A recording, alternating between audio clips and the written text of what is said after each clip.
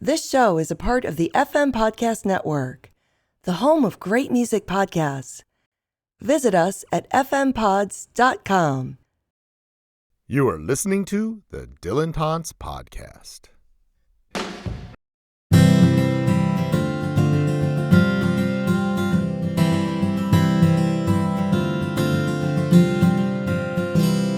All right.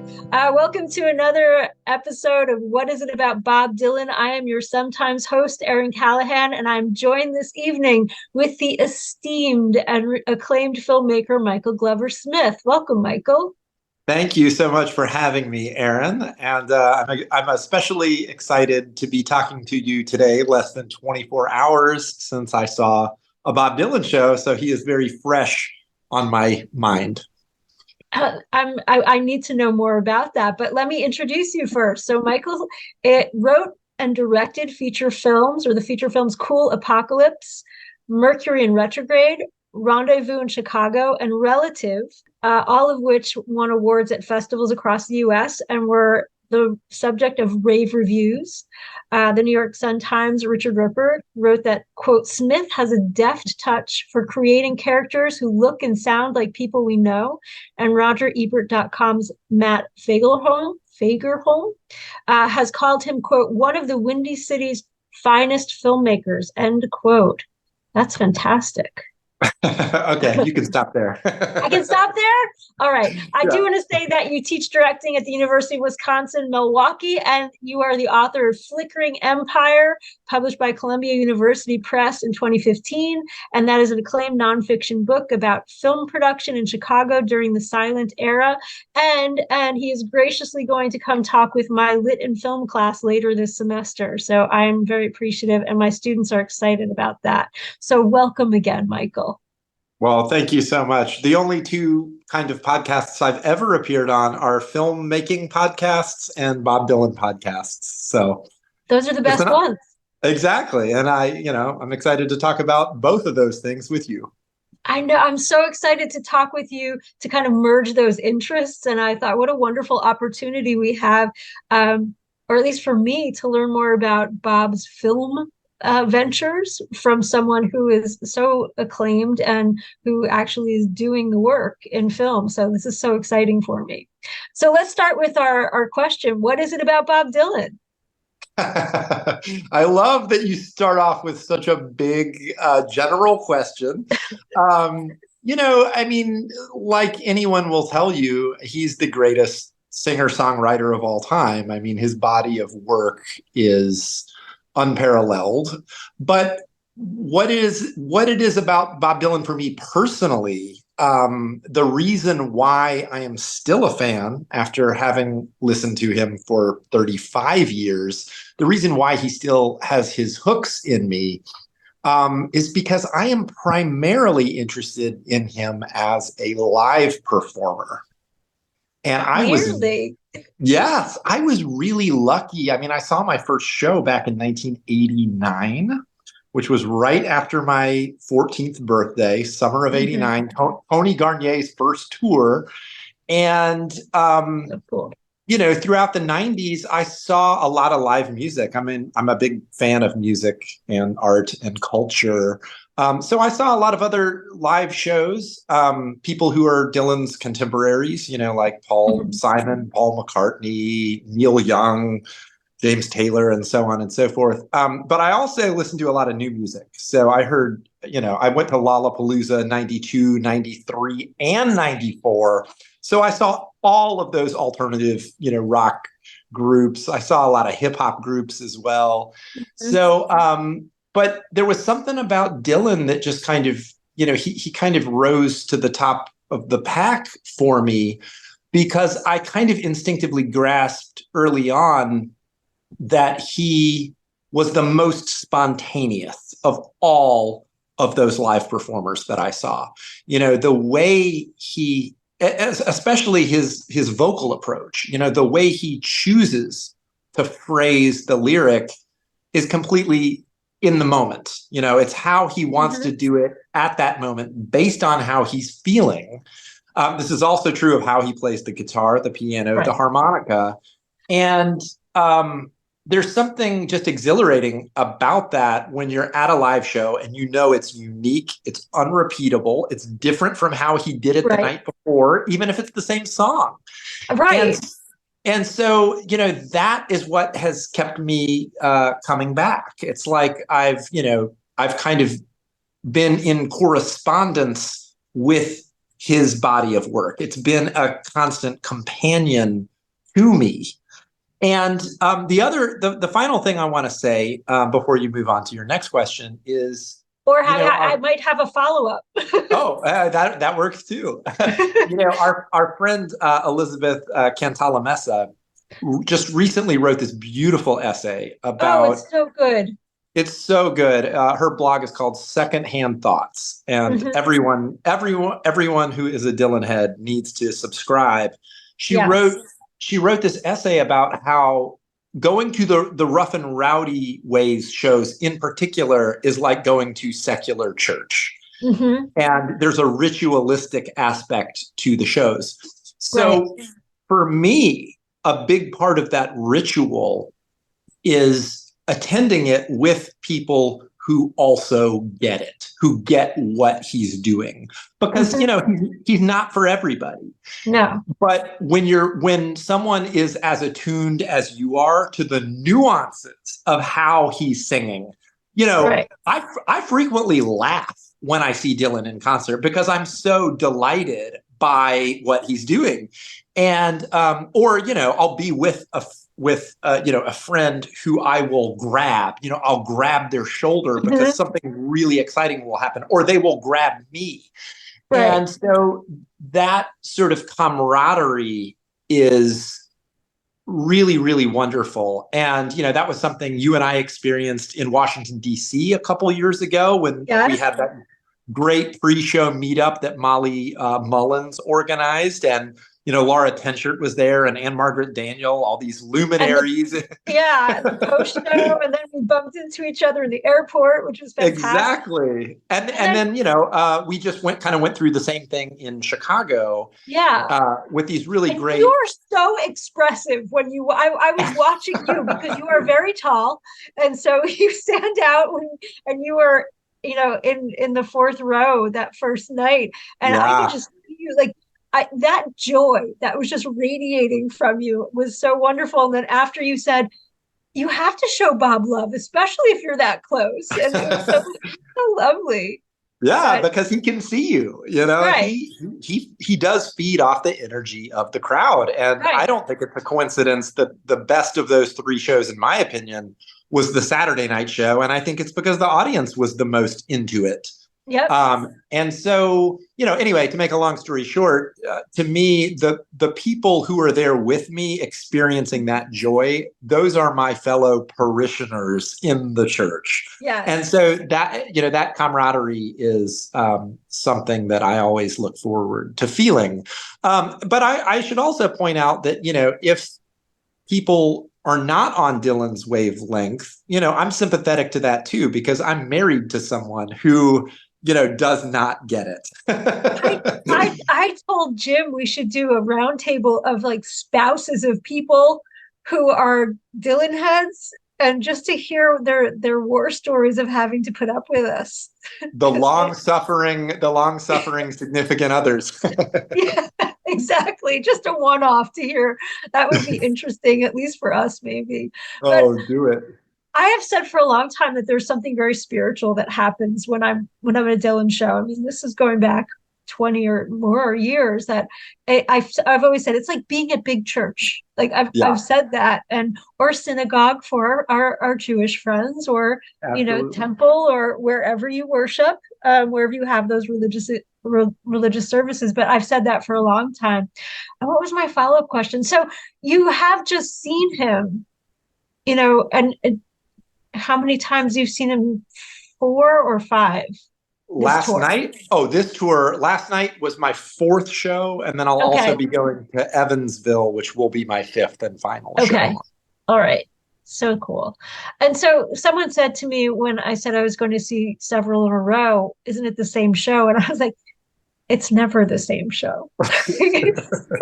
It's never the same show, even when the songs are the same. Exactly. That's the thing that, that we realize that, not everybody Mhm. else does. So I think you kind of answered this, but the second question is always like, sort of like you're a Bob Dylan superhero. What's your origin story? And you said that your first tour was 89 and you went to a lot of music, but like, what was the thing that like, was it seeing him live that really hit you? Or was there an album that we were like, I gotta see more of, I now need to go experience this? Well, if you want to go to the very beginning, I mean, Deep dive, yeah. I have kind of an unusual origin story. I first heard Bob Dylan's voice when I saw the video for the Traveling Wilburys song Handle with Care in Yeah, 1988. that's That was, awesome. yeah, I know. And I had never heard him before. And I just remember watching that video and, the part where he and Tom Petty sing together. Everybody's got somebody to lean on, put your body next to mine and dream on. That was my favorite part of the song. So I went out, I bought that album, Traveling Wilburys Volume 1, on cassette tape. And, Yes. the Dylan songs were my favorite songs on there because his voice was the thing that grabbed me, more so than the lyrics. Because I was 13. I didn't, care about poetry. It was just the sense of humor and playfulness that Mhm. I sensed in his personality through the voice. That's what Right. appealed to me. You hadn't reached your angsty teens yet to be into the No, poetry. no, that was a couple years later. All right. So you are, as I've said, an accomplished filmmaker, and I do want to focus on the films, the movies, and the videos that he's done because I love a moment in Tight Connection to My Heart where he's dancing, and I mean I do really appreciate that. But so as a filmmaker, tell me what you think Dylan does well or that he gets right in his movies. Well, that's an excellent question. But first, we have to define what you mean by his movies, because there are movies that he has directed, like Yes, Eat the Document and Ronaldo and Clara. Those are the two right, films where he is really credited as being the director. And right. then beyond that, he's acted in movies that he was not really involved in beyond showing up. To perform in front of the camera.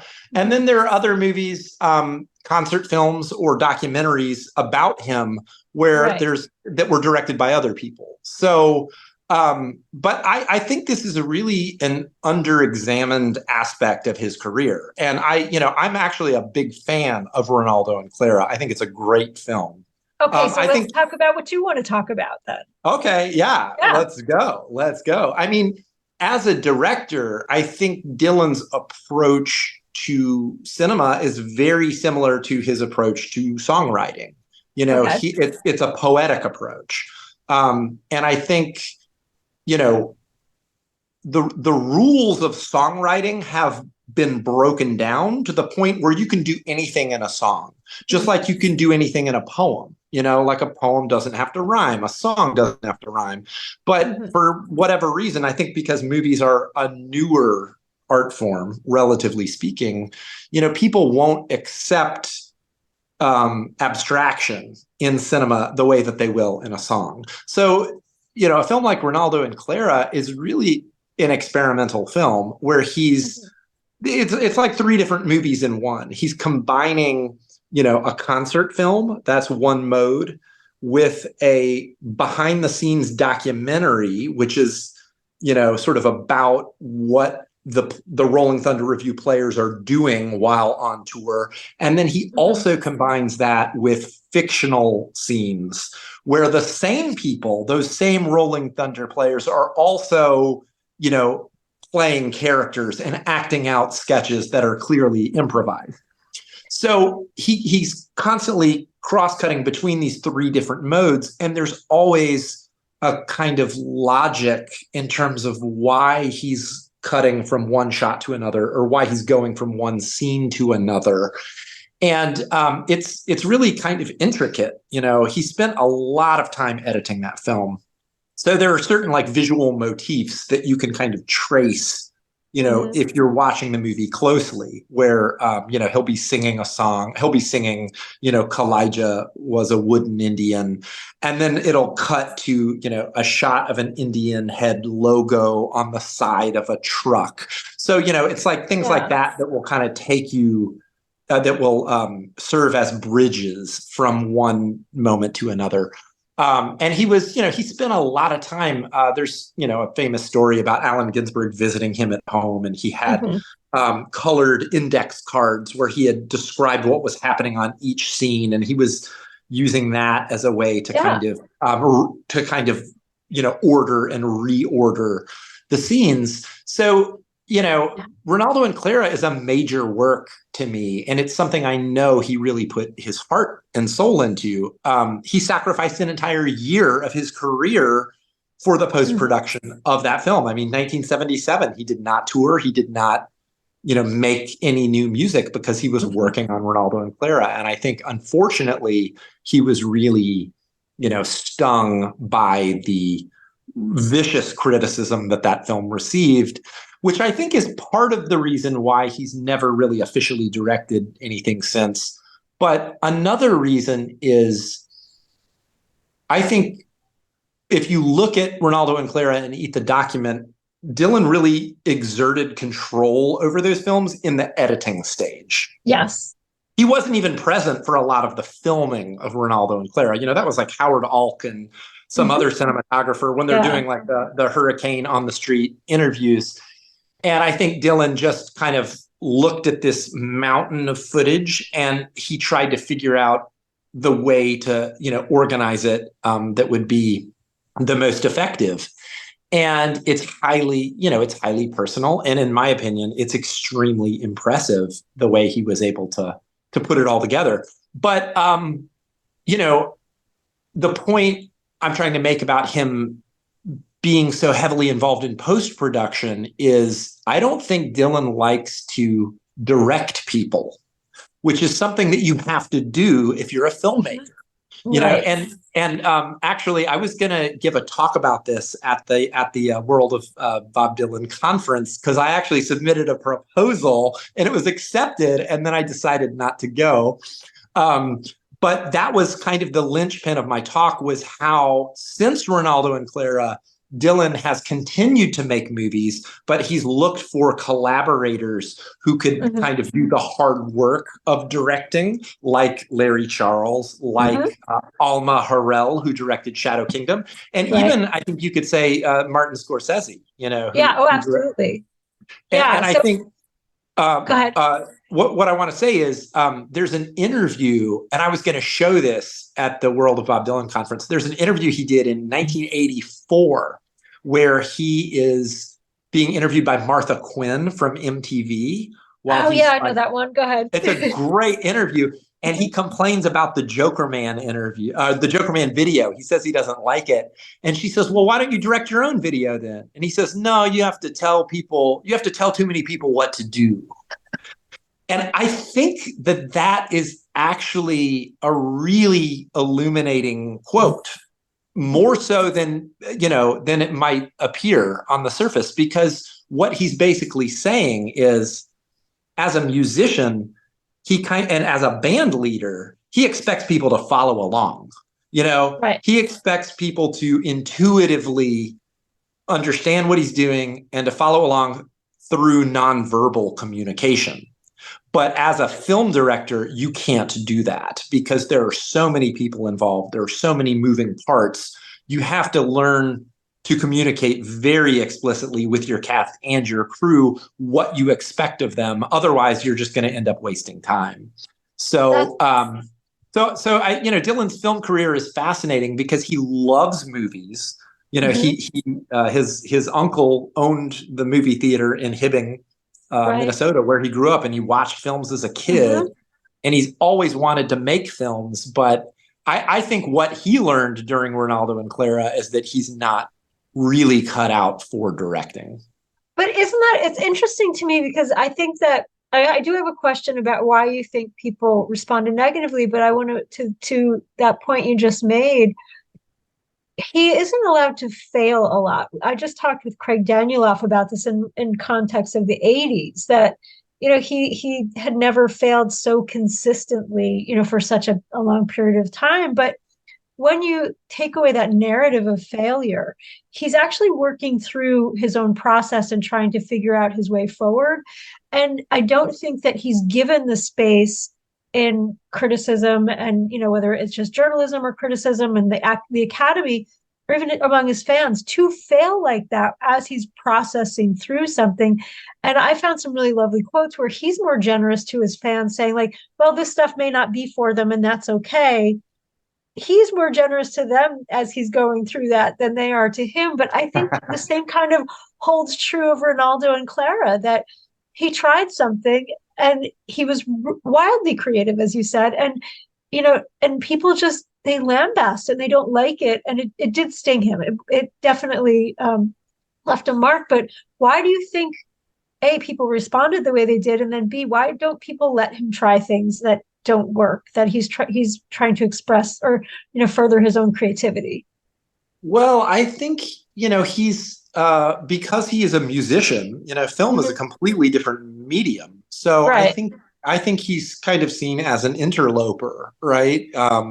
I think that happens quite frequently, where people just assume, oh, you thought it would be easy, you thought you could do it, when you really don't have the background. Right. And the training. The other thing is, Ronaldo and Clara is a true independent film. That he self-financed that movie, and I think there's always a backlash against that.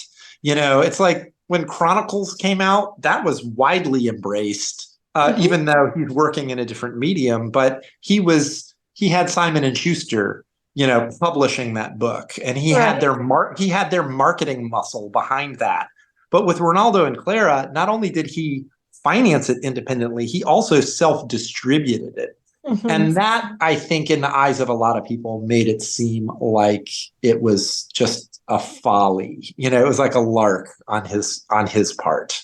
Because there was no quote unquote legitimate studio or machine behind him. Absolutely. And the other thing is, I think Ronaldo and Clara, I hope it'll become available to watch through official channels, because I guarantee you its reputation will go way up as soon as people can see it in good quality.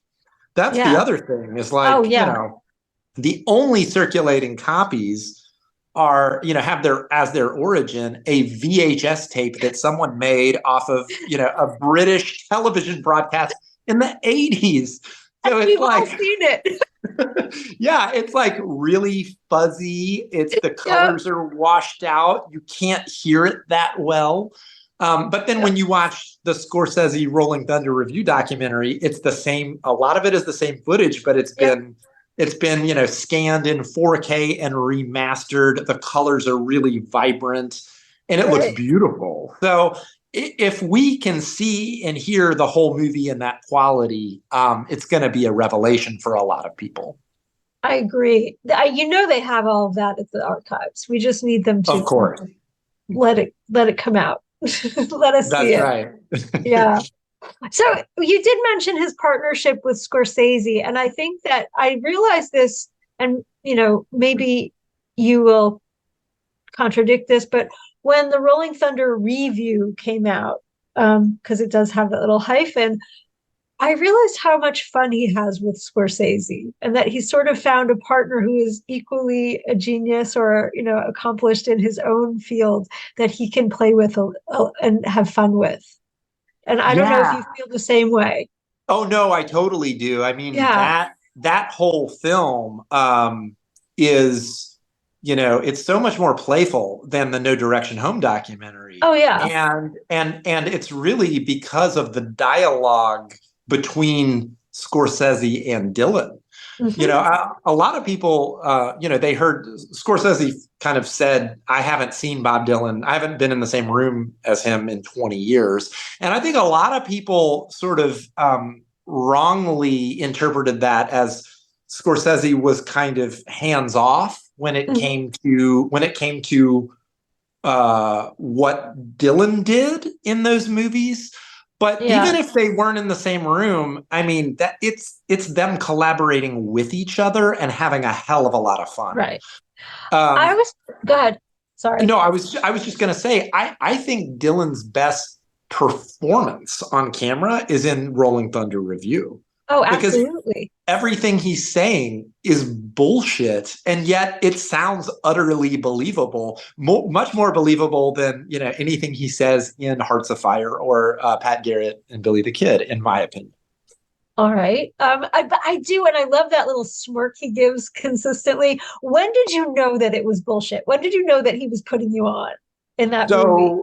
So I learned about it in the best possible way, which was while I was watching it for the first time on the big screen in Chicago. They actually had a screening. I think it was like the day before it became available to watch on Netflix. We had ours at the Museum of Fine Arts. It was so cool. Oh, nice. Yeah. We had ours at the Gene Siskel Film Center here. And it was great. Heaven's Door Whiskey was there giving out samples, in the lobby. But no, at first I believed it all because I knew nothing about the film. And so I remember thinking, while watching it, wow, Sharon Stone was there? How did I not know that? That's so weird. And then I just, I'm watching it and I'm thinking about it while I'm watching it. And I'm like, wait a minute, Stefan Van Dorp, this makes no sense. The Rolling Thunder, the original Rolling Thunder Review was filmed by Dylan and the cinematographers he hired. There wasn't some where is he from? Belgium, I think. One of them is something. Some pretentious European art house director there. And so, but I still kind of believed it just because it seemed so authoritative, right? It seemed so legit. But then I was thinking about the Sharon Stone thing, and I'm like, I would have known about this because I've been following Expecting Rain for decades. And, she would have mentioned this in an interview and I would have seen it somehow. Something, yeah. And then eventually what happened is Michael Murphy shows up in that film. Great character actor from the 1970s. Right. And he's playing a character that he played on this HBO show directed by Robert Altman, Tanner 88. So when he showed up as that character, that's when I realized, oh, this is all bullshit. Right. And then I thought it was hilarious, and then I couldn't wait to watch it again from the beginning with that knowledge. Why do you think people were mad at it? And I just want to say, like, when the words split in the beginning, because I'm a lit person, and it went from Rolling Thunder Review to Review, I was like, it's a reimagination. Yes. And he's telling you right from the from the opening. And then they were talking about Nixon and the bicentennial. Yeah. And I was like, Nixon wasn't president during the bicentennial. And so I was like, right. They're signaling, and they're that's how I was like. Then I started questioning them, but when it was the Sharon Stone thing, I was like, no. But yeah, that's the trickster side of Dylan. Right. That's the side. I think he always wants you to discover the joke or to discover the reference. He just doesn't want to make it too obvious.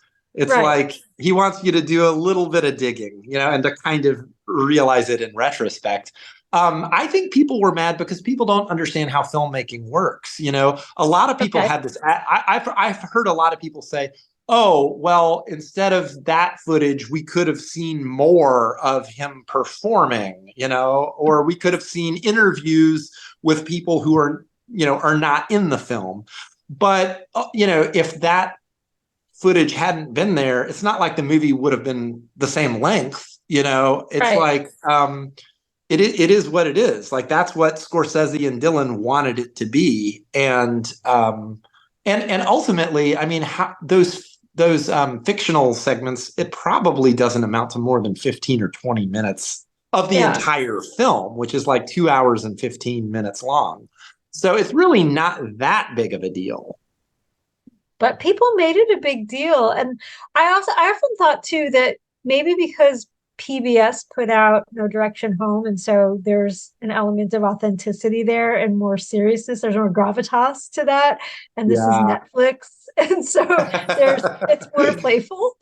So Well, that's we're not used to documentaries lying to us, right? I mean, it's like when Orson Welles did War of the Worlds in 1938 on Halloween night. I mean, everyone believed it, which to us seems ridiculous, but nobody had ever used the medium of radio to perpetrate that kind of a hoax. And when you're watching a documentary and you're seeing talking heads interviews with real people who are clearly being interviewed, you're not used to seeing that seamlessly, intercut with things that are deliberately fake. But so to your own point, he does that in Ronaldo and Clara. It's the same technique. That's true. And people hated that movie even more. So we may have cracked the code. Exactly. Oh, I feel like, that was, I did. But they hated Ronaldo and Clara, but they also were angry about watching what they considered a documentary that had elements of fiction in it.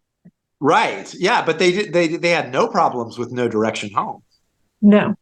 Right. Because that was the most conventional. That's the one that's the most similar to what they're already used to watching. And it just goes back to feeding people based on their expectations. I mean, that's kind of, they like what they want to be spoon-fed what they expect. And Dylan loves to confound expectations. He does. So so I often think of his songs as particularly visual. So I can see the movie in my mind. Do you agree with that? Oh, yeah. What songs are particularly visual and would translate well to screen? Like if he came to you and said, Michael, I want you to make a music video for me. Pick any song.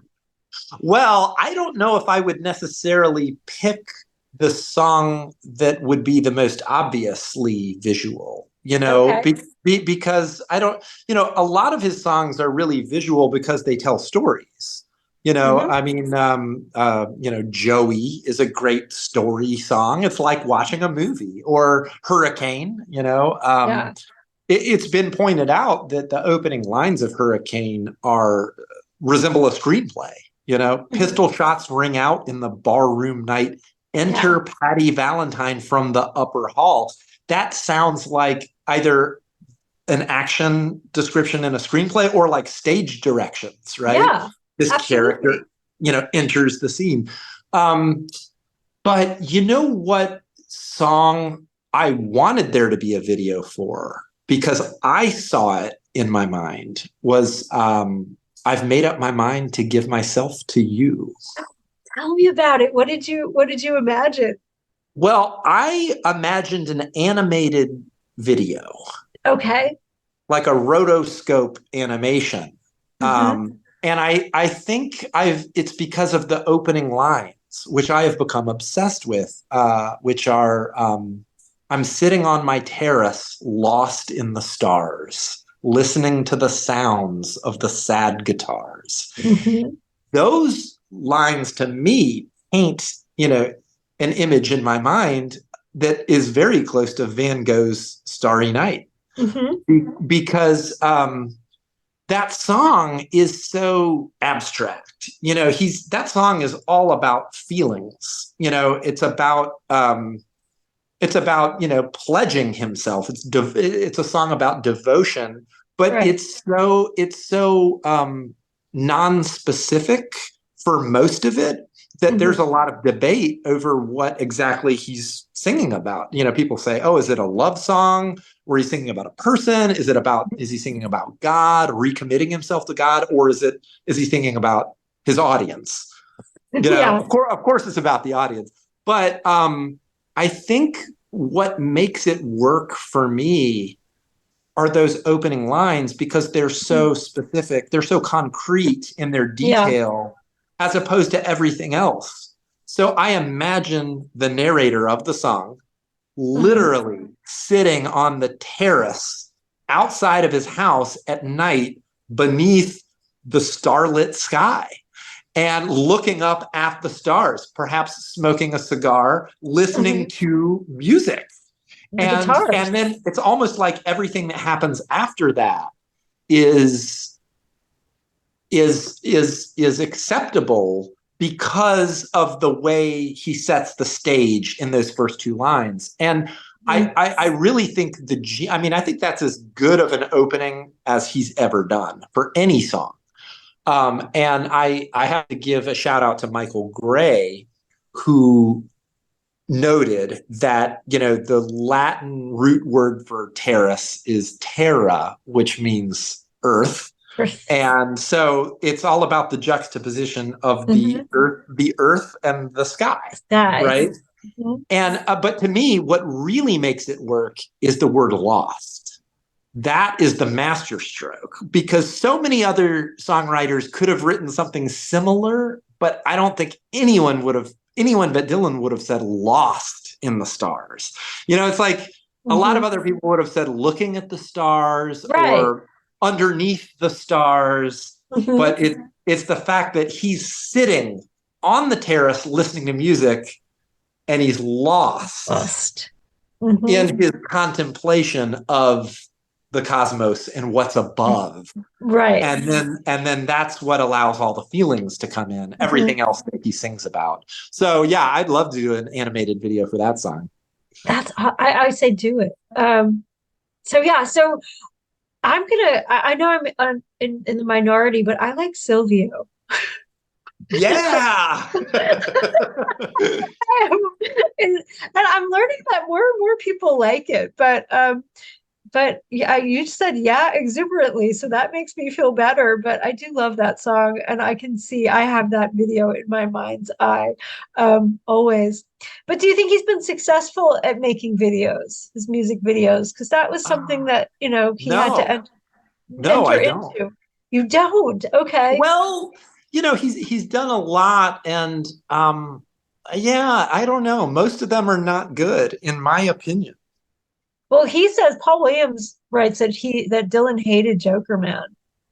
And I can understand why. It's too literal. It's too literal, and it's not even literal. It's there are so many images that don't even really correspond to what he's singing about. You see the Joker from Batman, you see Ronald Reagan, it's like George Lois, this advertising guy, and Larry Sloman picked a bunch of images that to them corresponded to the lyrics. But I think it looks kind of dated today and kind of embarrassing, to be honest with you. And that's the Paul Schrader video for "Tight Connection to My Heart." I mean, it's a campy good time. It is. Watching that powdered blue wig literally tumbled down a flight of steps as Dylan is singing about a powdered blue wig is it's cringe inducing. It is, but in like the best 80s way. In the best 80s way. It's fun. I mean, I've watched it a million times. And he's dancing. But I think he's done some, he's dancing. I mean, that's amazing. I do think he's done some good videos. I think the best one is the video for Blood in My Eyes from World Gone. Yeah, which was directed by Dave Stewart. That was shot on 16 millimeter film, black and white. It's very elegant and simple. He lip syncs in it very convincingly. And then it's just moving to see him walking around in Camden Town, wearing a top hat and interacting with people. You see him juggling at one point. Yeah. I think what I like about it is Dave Stewart just kept it simple. Like, he knows that Dylan is so compelling to watch that all you have to do is film him. That's all you have to do. Just like Dylan is fascinating to watch. Hearts of Fire, very bad movie in my opinion, and Dylan's performance is not great, and yet he's also the thing that makes it so compelling. Because he doesn't sound like anyone else. He doesn't move like anyone else you've ever seen. So when he's not on screen, you're just like, bring that guy back. I want to look at him and listen to him again. That's brilliant. So I want to shift a little bit and talk about something that has kind of popped up in our little Dylantantes circle. What do you think is Dylan's most overrated song? Ooh, I have an answer that will probably be a little controversial. Good. I'm gonna say I could pick a number of early songs, but I'm gonna pick My Back Pages, Okay. which I think is a good song. But I think out of all of the good Dylan songs, that to me is one where it has the most clunky lines, the Okay. most awkward lines. And I'll tell you, I mean, everybody loves that song because of the refrain. I was so much older then, I'm younger than that now. Everybody hears that song and they can relate to it. Everyone I can like relate the to that song. imagery. Crimson flames, it's just like The opening line is good. Crimson okay. flames tied through my ears is It was like brilliant. yeah, That's what, yeah. but I'll tell you a bad line from that song. Okay, tell me. Okay. Let me think. How does it go? My existence led by confusion boats, mutiny from stern to bow. That is not good, Erin. No, And here's it's forced. It's forced. Yes. So Yeah. here's the thing. I know I how agree. he wrote that. This is how I think he wrote that song. And I think you can say this about Gates of Eden and some of those other early songs where there's a cascade of imagery and there's a lot of words. Yeah. He was looking for rhymes for now, for the word now in the refrain, I'm younger than that now. Right. So he hit upon marriage vow, which is very Right. good. He hit upon somehow, and then he somehow decided he needed to use the word bow. Right. So he came up with this incredibly awkward phrase, confusion boats.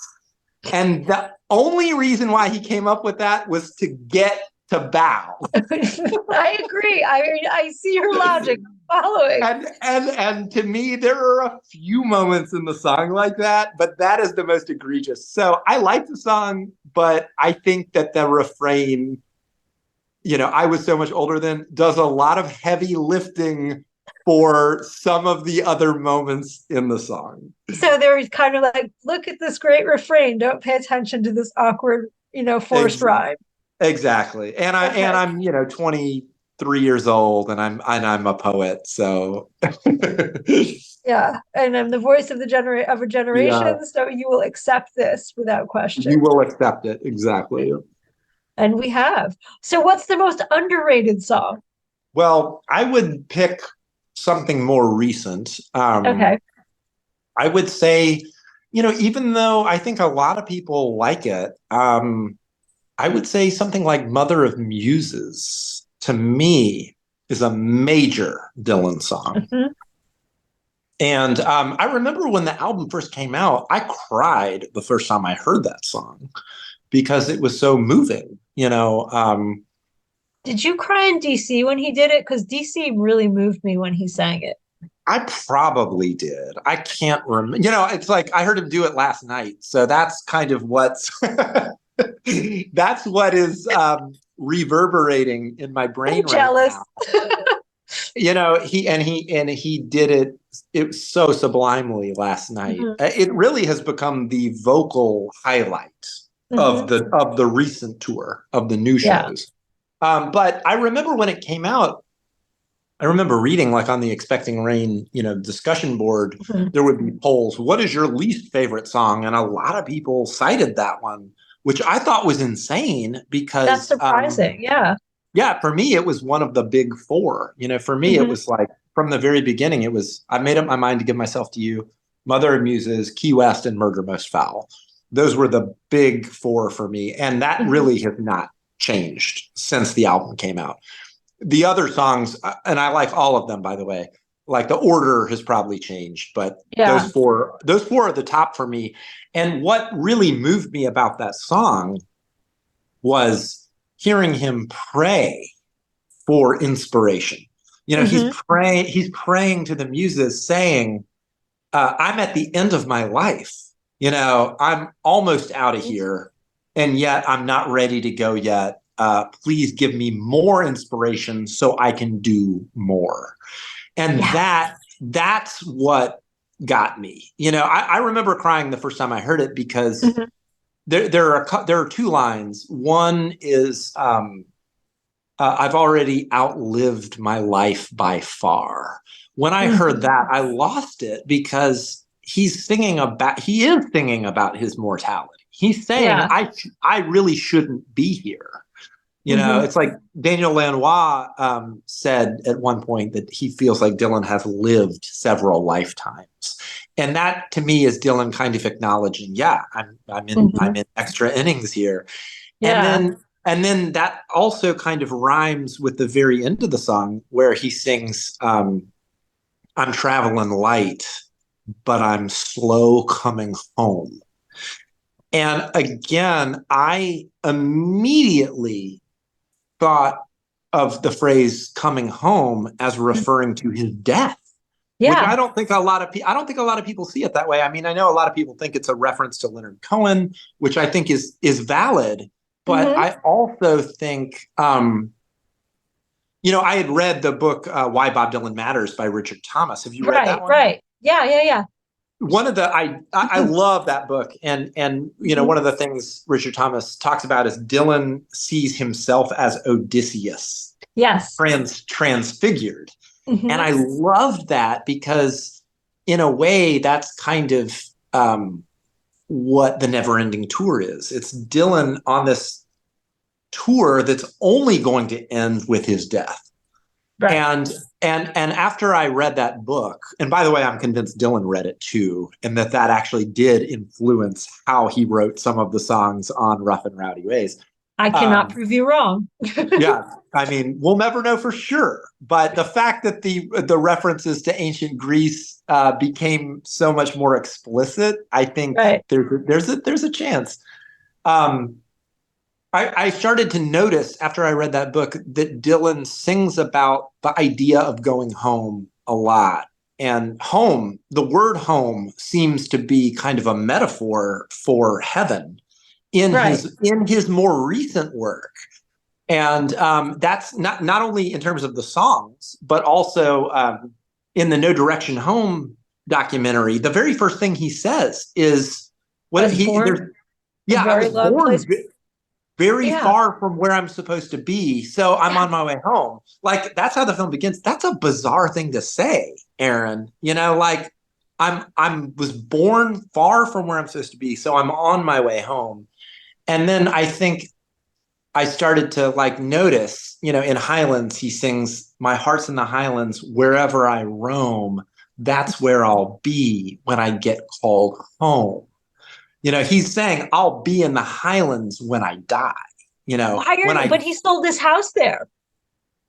he sold it, right? Yeah. Because he's That, not ready. He's not. no, he's not ready. That's, I'm like, you just gave me a spark of hope. And then, you know, on Tempest, one of my favorite songs, he sings about all the lords and ladies heading for their eternal home. Mm-hmm. And so that all kind of, I think, informed how I heard that last line of Mother of Muses, and it just hit me like a ton of bricks. Like Yeah, of course. he's saying, I'm traveling light. I'm still on this journey, but I'm not ready to leave just yet. I'm slow leaving this world.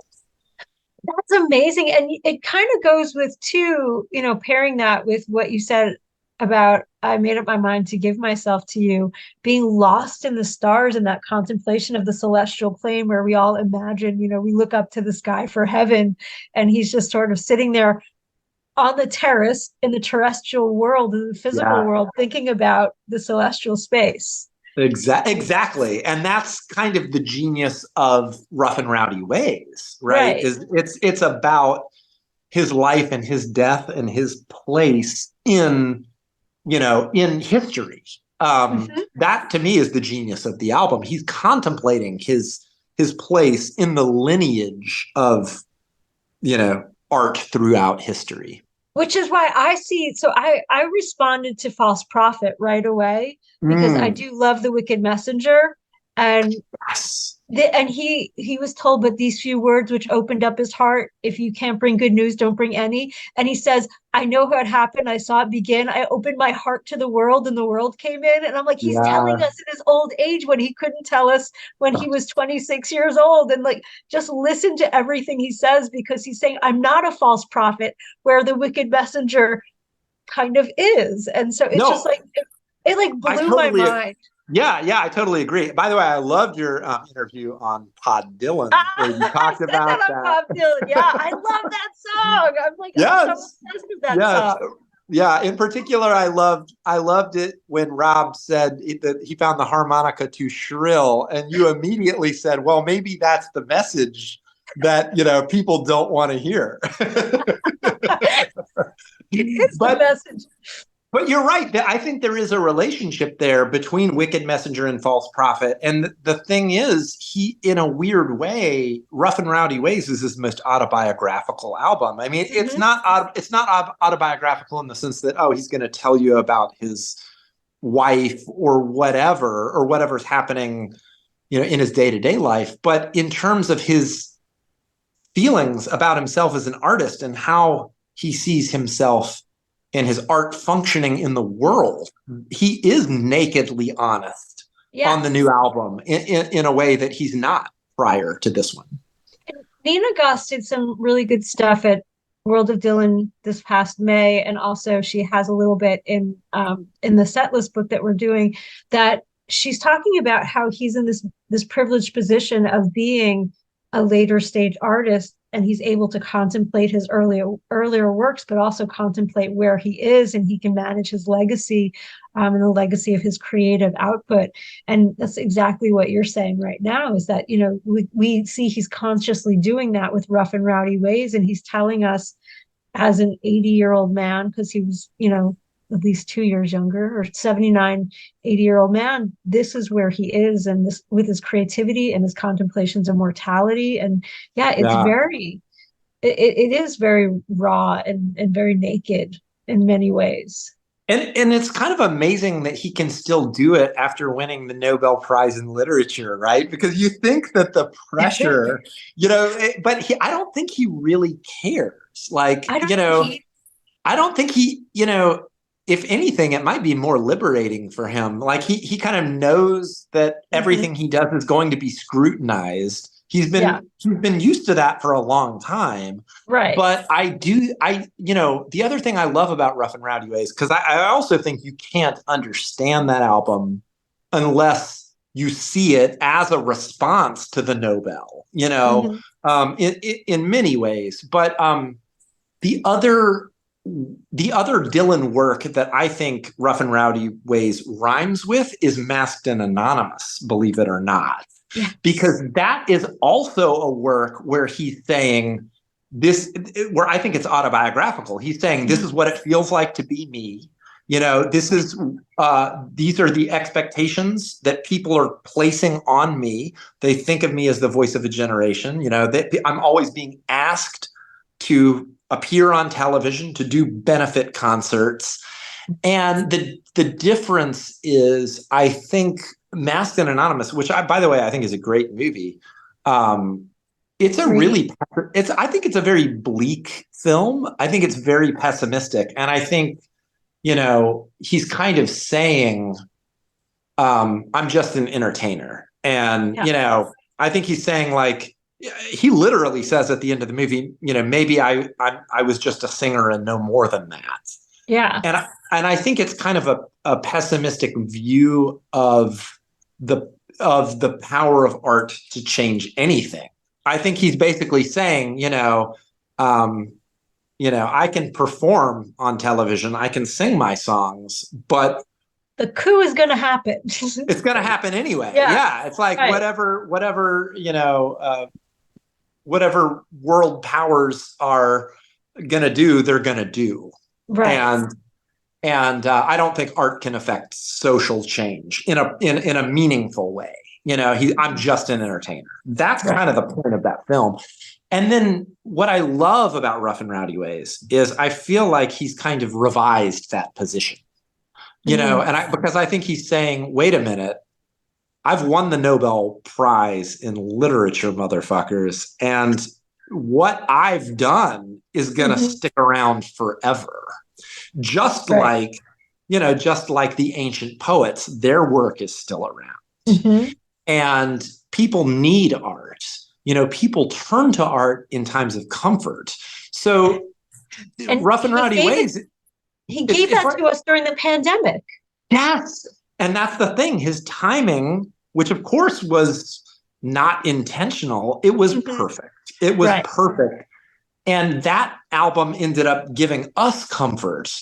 And yet, when you listen to Murder Most Foul, it's a song about people turning to the radio for comfort in the wake of the JFK assassination. So, so I'm really, if Rough and Rowdy Ways is the last album, which I hope it's not, I hope there will be at least one more.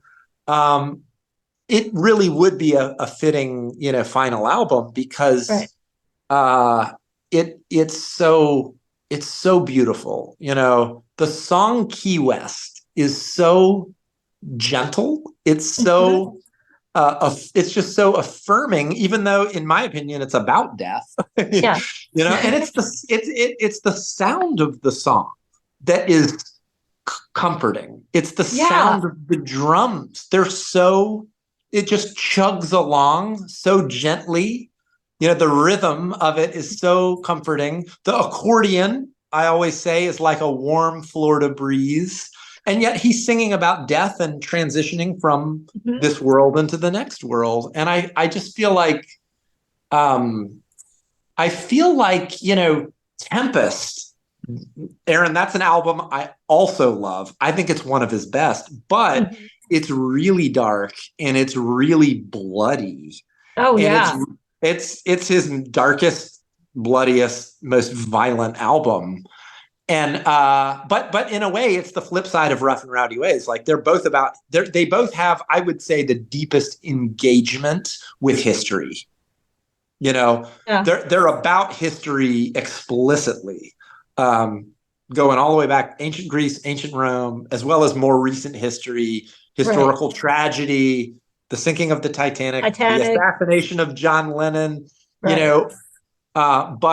But Rough and Rowdy Ways is like the optimistic, flip side. Yeah, I can see that. So will you tell us what you're currently working? Tell me. I'm saying us and the greater, larger audience of the people who listen. I'm optimistic. But what are you currently working on, Dylan or non-Dylan related? Well, I hope to shoot a new film in January. That's exciting.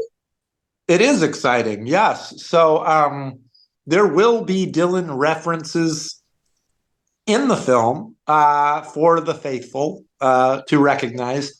Nice. So I hope that'll happen. But, it's a question of, can I raise the money? Okay. I have a good lead. Independent filmmaker, yes, that's a challenge. It's always a challenge. I never, and I have a verbal commitment from an investor, but, I never trust it until the money's in the bank. So keep your fingers crossed. I'm sending you all the bonus karma. But, I will say, I think Dylan is more inspirational to me as an artist than any filmmaker. And I'm obsessed with cinema and film history, but there's something about the way Dylan has conducted his entire career that I think is exemplary, in the sense that you feel like he only does what he wants to do, regardless of what other people expect. And that, to me, is what makes me want to keep creating, Isn't that his quote? A man is free if he gets up every morning and does what he wants to do. Yes, exactly.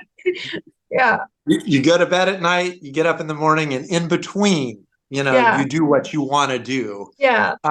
But it's hard because, so many people have expectations for what you should do.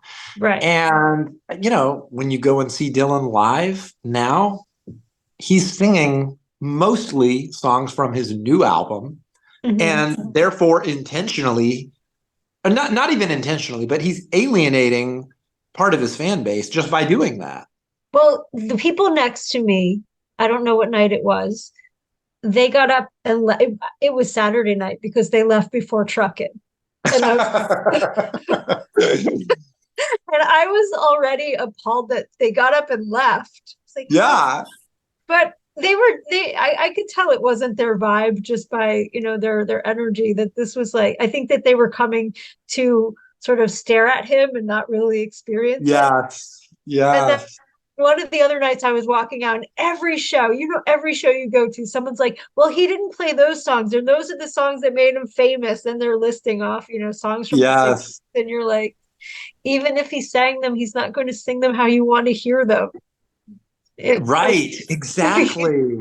Exactly. Yeah. I mean, that's so admirable. That's so admirable to me. I mean, I just, every other performer cares so much about ingratiating themselves to the audience. And because Dylan doesn't do that, unfortunately, some people interpret that as indifference on his part. Yes. And that's what I find hard to hear, because I don't care if people don't like what he does, but when they assume that he doesn't care, that's when I think, okay, now you're turning into an amateur psychologist, and you're wrong, because he's having a blast. Yeah. It's like, if you are close enough to see his face, you can see how much fun he's having. When I was in the fourth row in Chicago, he is so animated. He is laughing. He's, he's so playful and mischievous, and he's so full of energy. Yeah. But he wants all of that to come through in the music. He's not going to, give you empty platitudes about with between song powder and how's it going tonight, Cincinnati? He's just, which is what other performers do. He's not going to do that. He wants the performances to do the talking. I think he did that where, in his last shows, he, rather than give us that Wikipedia banter, like, oh, Foggy Bottom, Yeah. at the moment I loved, but now that I know he's doing city themed songs, I prefer the songs. Yes. So, and that's his banter, is like, it's just this love language that he's prepared this beautiful song for us to listen to that is rooted to the city that he's in.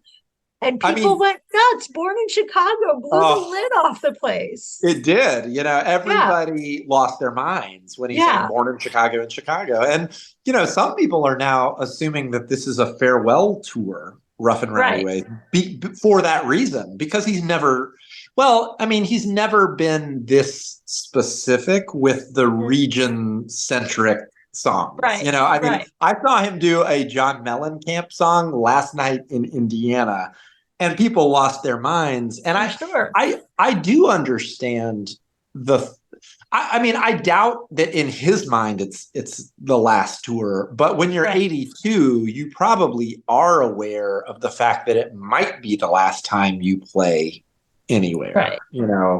So I think that is his attitude, probably, is, I don't know how many more times I can do this, so therefore this is my gift to you. And it's a generous gift. He is, as Roberta says, he's incredibly generous to us, and I'll take it. But yeah, I wonder if he's going to do Springsteen in New Jersey. Prior to last night, I would have said no, but now it's like, if you're doing Mellencamp in Indiana, you kind of have to do. Unless he does Sinatra. Which would, it could happen. But yeah, I didn't think of him doing Sinatra until you said Mellencamp too. So we're in the same wavelength there. So the great thing about Dylan is, like, anything is possible. Prior to this leg of the tour, when he did the Farm Aid show with the Heartbreakers, that was shocking. Yeah. And it's like nobody but Dylan among artists of his stature and of that generation, nobody has the power to surprise their fans the way that he Right. does. And he does it over and over again. So yeah, it's just like I'm looking forward to each new set list because I feel like anything is possible. Yeah. So that's a good segue into what other music do you listen to and how does it relate to Dylan's music? Well, I like to think of myself as a pretty adventurous listener. Mhm. I listen to some new music. I mean, I'm 48 years old now. I don't listen to as much new music as I used to in my youth, but I do. I love Big Thief. I think they're a great band. Their last album, Dragon New Warm Mountain, I Believe in You, I think is fantastic. I like Lana Del Rey a whole lot. I think she's an amazing songwriter and a very I sort of agree. Dylan-esque figure in a lot of ways. I like Wise Blood a lot, Okay. who I think is a really great singer-songwriter. And but most of the time now I listen to music from the early to mid 20th century. And I think that relates to Dylan because I listened to a lot of the music that influenced him.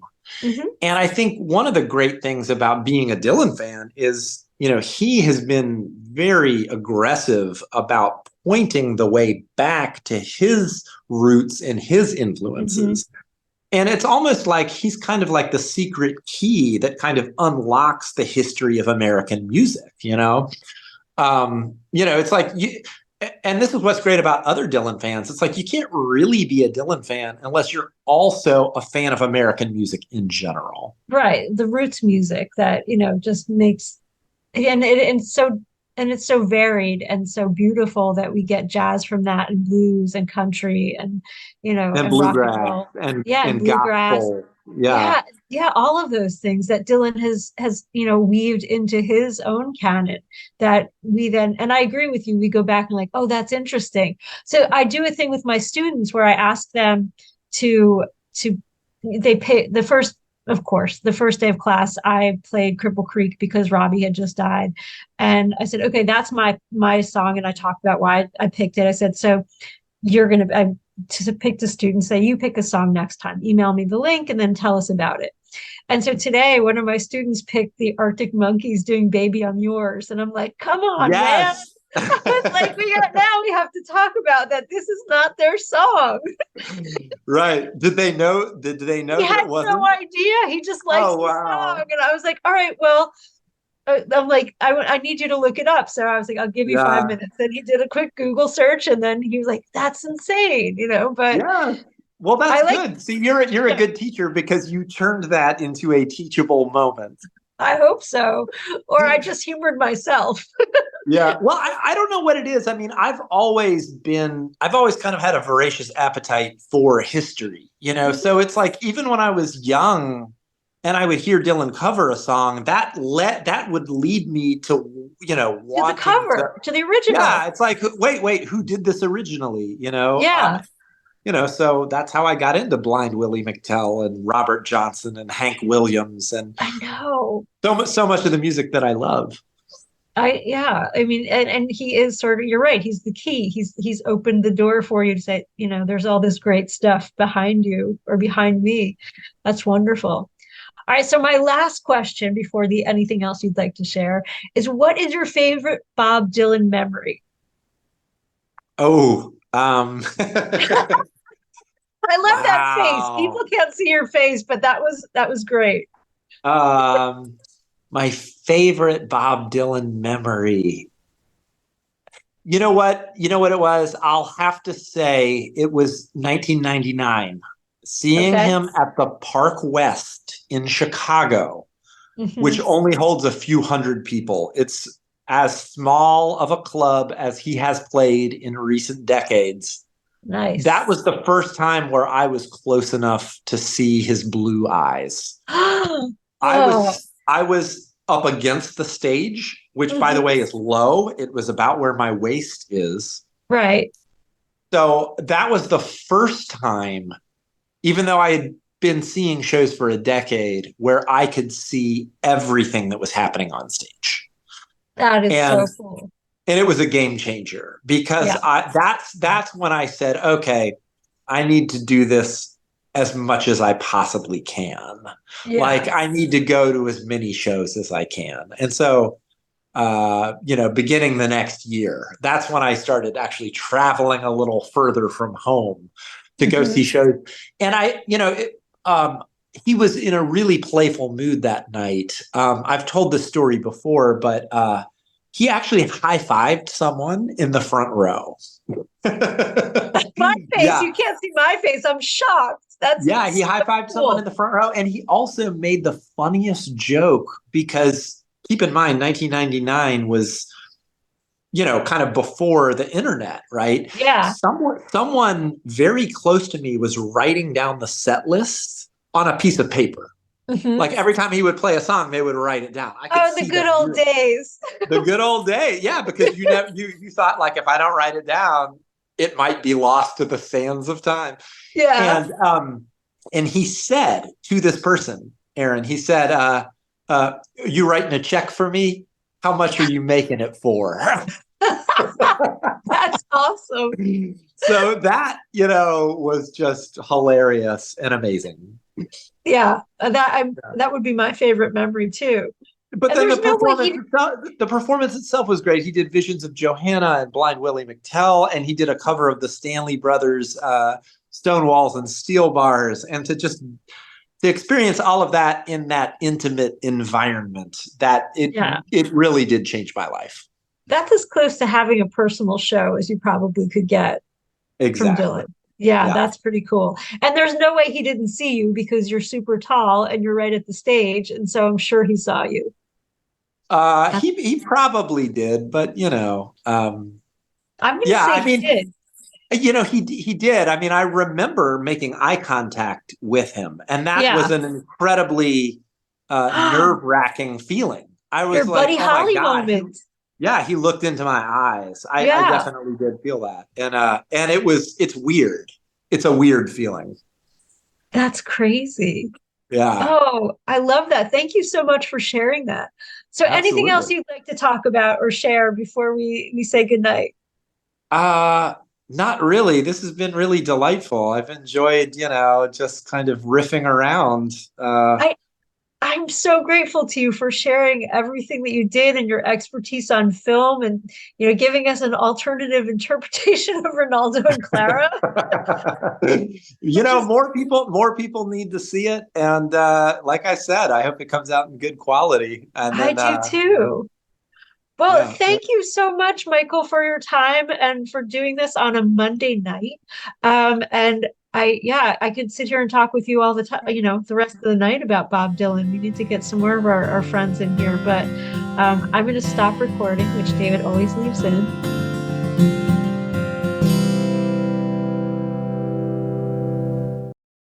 Thank you for listening to the Dylantantes podcast. Be sure to subscribe to have the Dylantantes sent directly to your inbox. And share the Dylantantes on social media.